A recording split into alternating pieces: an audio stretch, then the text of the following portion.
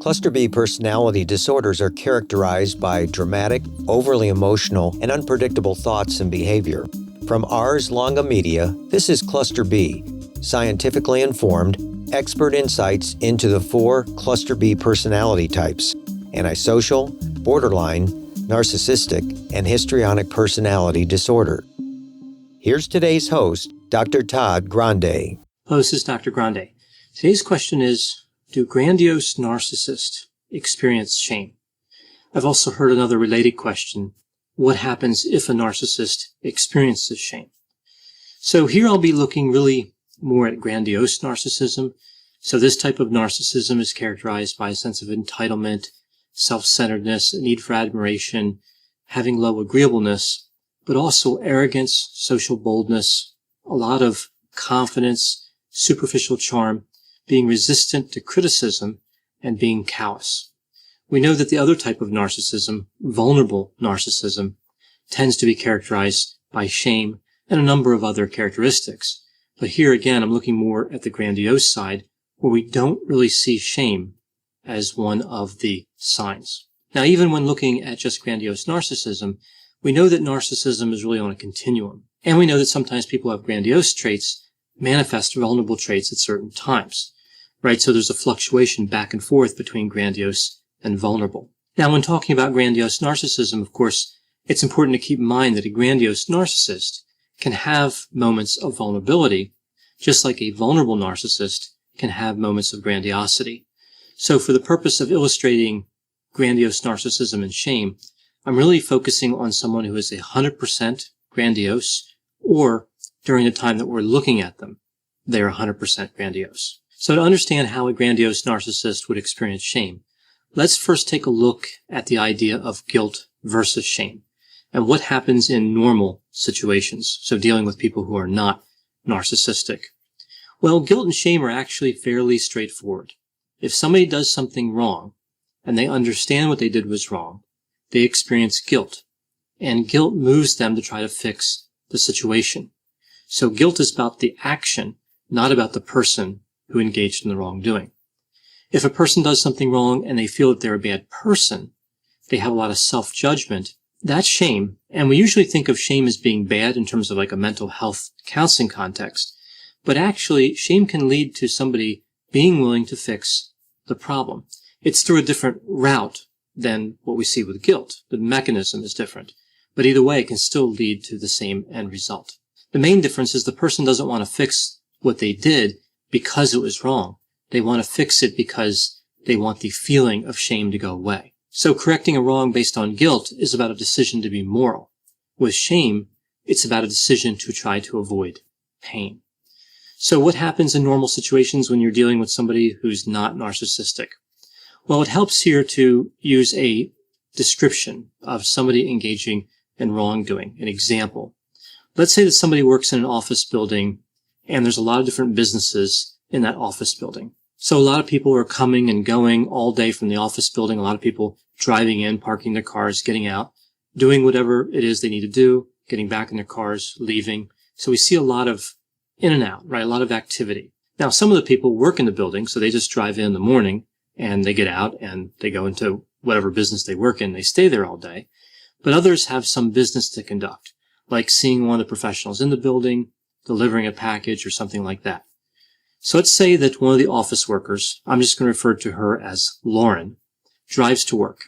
And when she's parking, she's backing in, and her rear bumper hits the door of the car in the space next to her and dents the door. So Lauren wasn't paying attention, or her attention was focused on her other mirror, but either way, it wasn't deliberate. She realizes that she hit the car, so she pulls up forward in the space and backs into it properly, and then goes inside.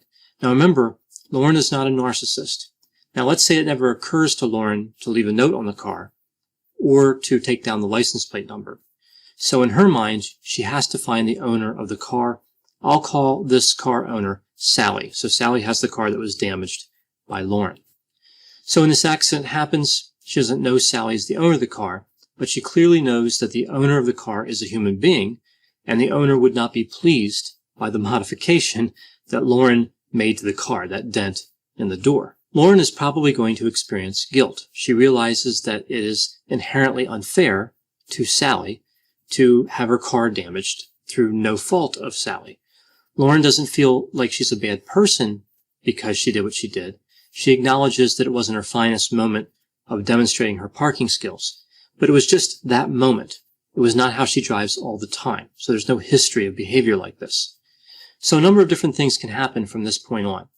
Lauren, again, walks into where she works. She asks someone in the office who that car belongs to, and they say, oh, that car belongs to Sally. She works in the office upstairs. Lauren goes upstairs and meets Sally and agrees to pay the damage, or they both go out and look at the car and determine it's not a big enough dent to worry about, or whatever happens. But either way, Lauren takes responsibility, and she takes that responsibility in person with Sally.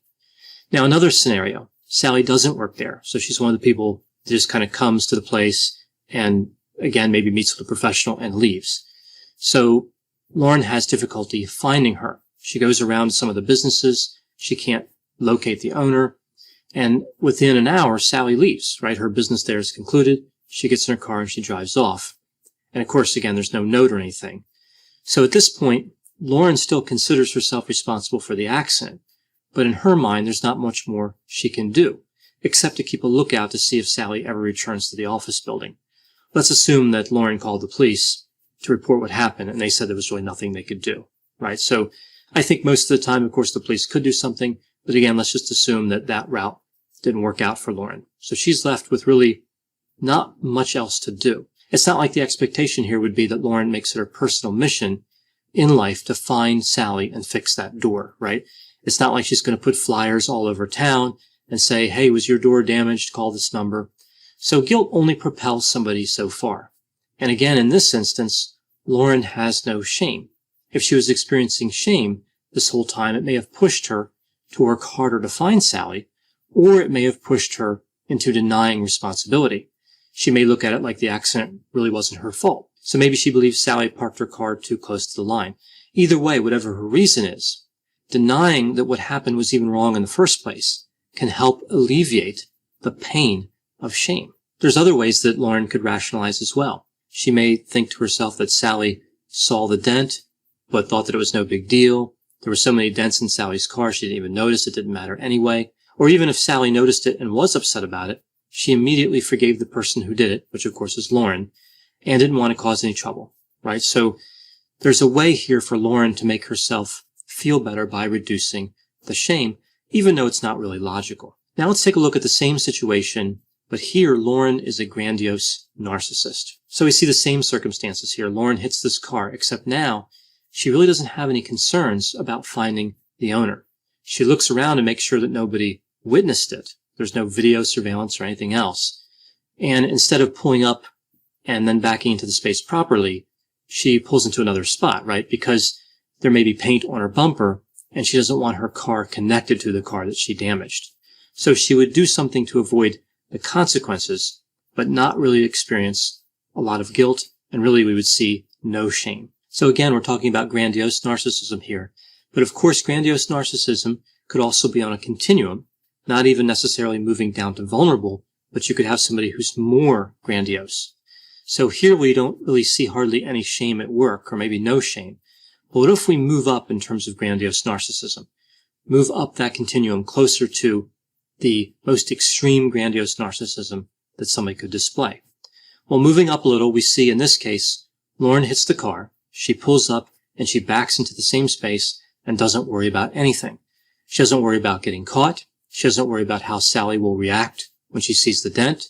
She isn't concerned that Sally may connect Lauren's car as the car that created the damage. Lauren's not going to worry about being confronted, but if she is confronted, she would just deny everything. So what if we took the level of grandiose narcissism to an even more extreme point? So in this situation, we see, again, no shame, but the shame dynamic does come into play, but in a surprising way. So at the extreme level of grandiose narcissism, we might see a situation where Lauren hits the car, backs into the space, and then goes looking for Sally.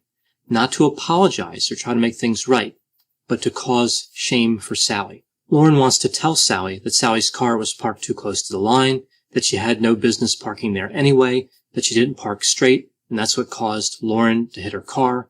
Lauren wants to find Sally so she can blame Sally, make Sally feel a sense of shame, really for even existing. Now again, we do see this with extreme grandiose narcissism, but it is hard to understand. I think a number of people, whether they're narcissistic or not, can understand how some people may feel in this situation that they really can't be bothered with things like this, that they somehow have the right just to ignore the damage they caused to Sally's car. We see examples of people being rude and inconsiderate all the time. That doesn't mean that they all have extreme grandiose narcissism. But in a situation where the offender tries to track down the victim to cause shame in them, this just seems really hard to imagine. It just seems so extreme.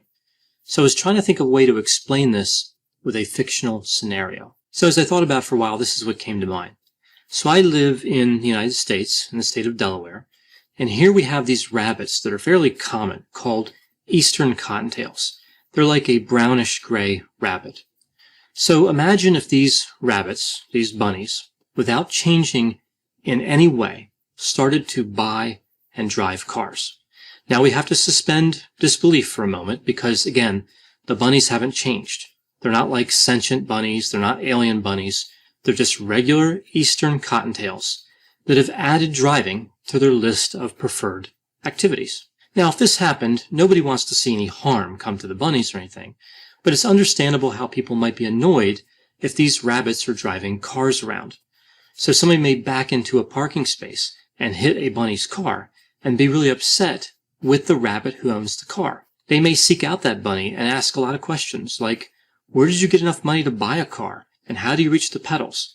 But the mechanics of bunny driving aside, one might be really annoyed at the very idea of bunnies parking cars where people work, right? This may just be offensive that these bunnies are like taking up parking spaces. Maybe they're parking crooked. Who knows?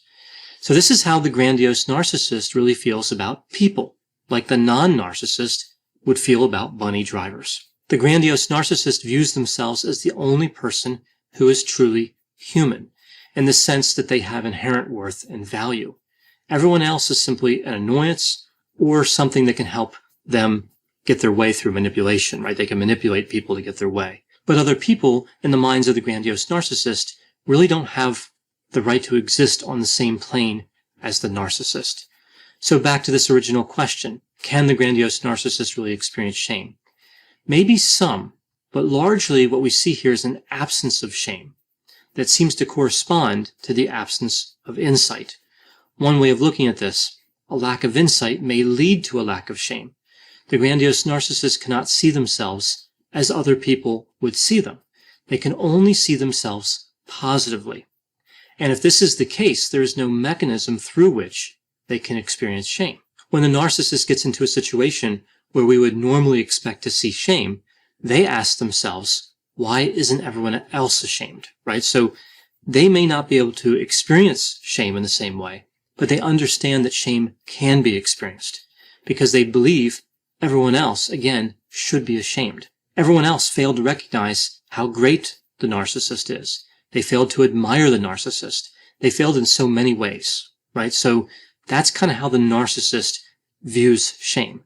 They don't really have a lot of shame in terms of their own experience of shame, but they understand it and they expect it in others. The grandiose narcissist never looks at themselves as the problem. And really what it's like here is they don't even recognize that's an option. So this kind of reminds me of an Edgar Allan Poe short story called Murders in the Rue Morgue, right? So there was this detective who was kind of being critical of the police work happening like in the story. And this is narrated by a third person who's not the detective. And this narrator says essentially that the police officers' perceptions had been hermetically sealed, like the kind of sealing we see with like medical situations, like bags that would contain something biological, right? So sealed with no chance of something getting in or out. And that, again, is what we see with the grandiose narcissist. The idea that they could be responsible for something is not even a possibility. It never even occurs to them to explore that angle. The construct of shame itself is in a container and hermetically sealed. So with all this in mind, as we try to understand the grandiose narcissist, and the experience of shame, all we really need to do is think of bunnies driving cars.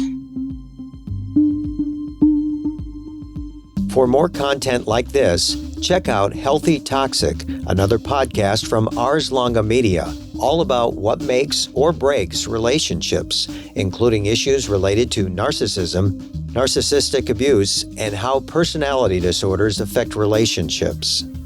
Ars Longa, Vita Brevis. Learn more at arslonga.media.